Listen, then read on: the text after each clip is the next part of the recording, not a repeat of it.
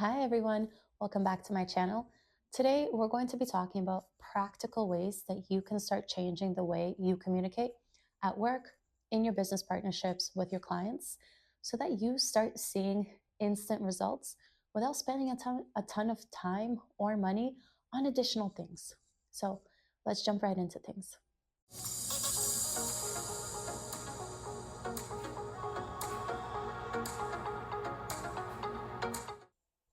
All right, when you want to improve the way that you communicate, you need to understand that it really comes down to two different camps of communication. The first is the way that you look, and the second is the way that you sound. Okay? So, starting with the way that you look, when you are speaking to someone, it is important to understand how you appear, but it's more important to understand what the other person is seeing, how you appear to them. Now, this matters because there's a difference in the way that you present yourself when you are in person versus virtually. Okay? In person, there is a lot more context for people to rely on. Your entire body, your body cues, how close you are, how far away you are, how you look at them, how often you look away. All of these subtle cues get picked up on in person a lot more. Now, virtually, in something like a Zoom meeting, it is still important to understand that the way that you look and present yourself matters, but particularly in the way that the other person sees you. So when you are on something like a Zoom call, they don't see all of you. They just see whatever's present in that little screen of theirs. And usually that's from your head to, midway through your upper body.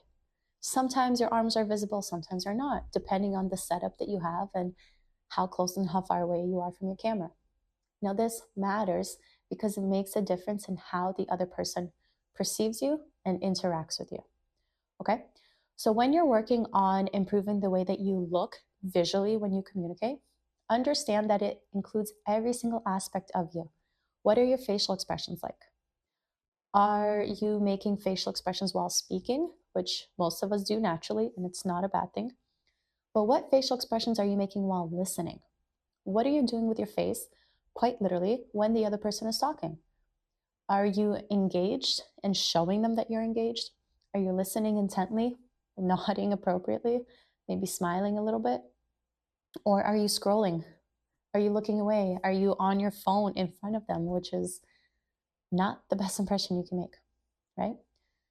What is your body language like? Quite literally, your posture, but also your body language itself. Are you facing them or are you facing away from them? Are you dressed in a way that makes you feel confident and comfortable and that comes through? Or are you maybe slouching, uncomfortable, fidgeting because something doesn't fit quite well, right? Every single aspect of what you look like to the other person impacts how they perceive your communication. So even if you have something extremely important to say and you're trying to say it well, if you're not looking at them, if you're distracted, if you're uncomfortable, it all matters to the other person. Okay? So think of your message as a gift, and the way that you look and the way that you look to the other person while speaking, that's the gift box. So are you presenting your message in a way that is nicely wrapped?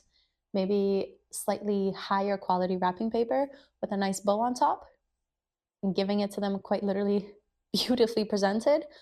Or is this something that you just threw in a grocery bag and handed off to them, right? Like, actually visualize the difference between those two. Imagine getting a gift that has been thoughtfully and professionally wrapped in like really thick, luxurious wrapping paper versus a gift that was just thrown into like a Walmart reusable bag and handed off to you. That is the difference in your visual appearance when you are communicating. Okay? It matters to people.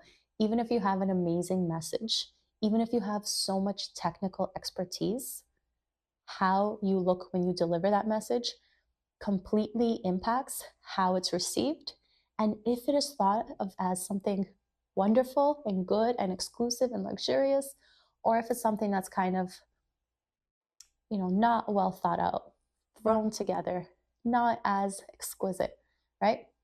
It's like if you were a Michelin star chef and you were presenting the food that you cooked. You wouldn't spend hours preparing a gourmet 5-star meal just to throw it on a paper plate for someone. Same thing. You would take the time to not only pick a nice plate, but to plate it in a very beautiful way because presentation matters. Okay? So that's the visual aspect.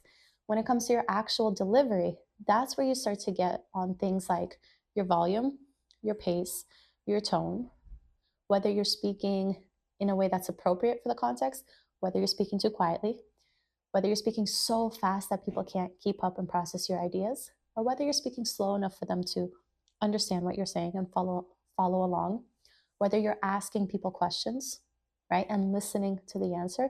These are the logistics of speaking. Okay? So again, two different camps. How you are presenting yourself and how people interpret the way that you look versus how you literally sound when you speak. And both are important, and both are important in their own right. Okay? So when you are deciding what to start out with, you can do one of two things. You can either pick the one that seems easier, therefore it will be a little bit more manageable for you to start with, or you pick the one that you know that you're struggling with.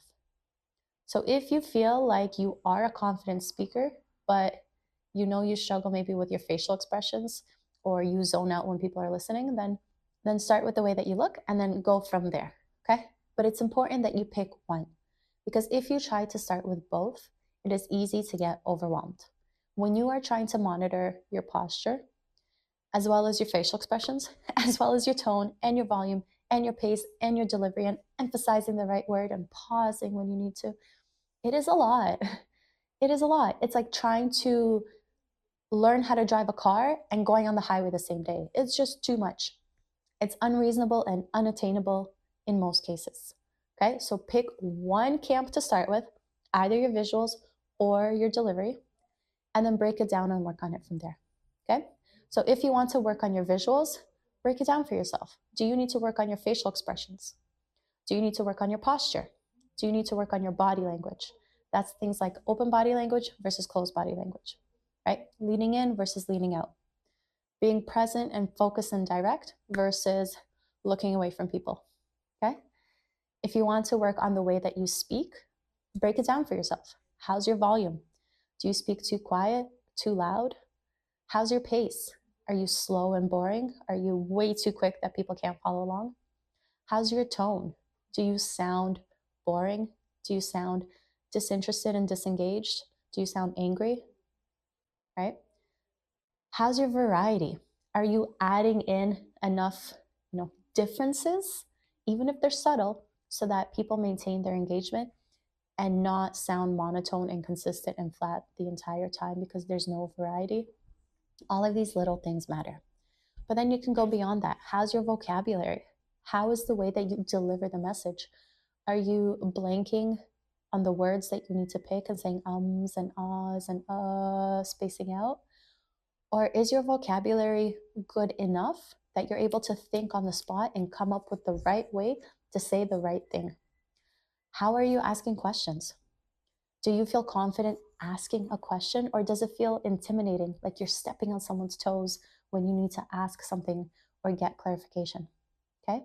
Communication is so nuanced, and there's so many ways to improve the way that you speak, especially when you're a leader interacting with others and leading a team.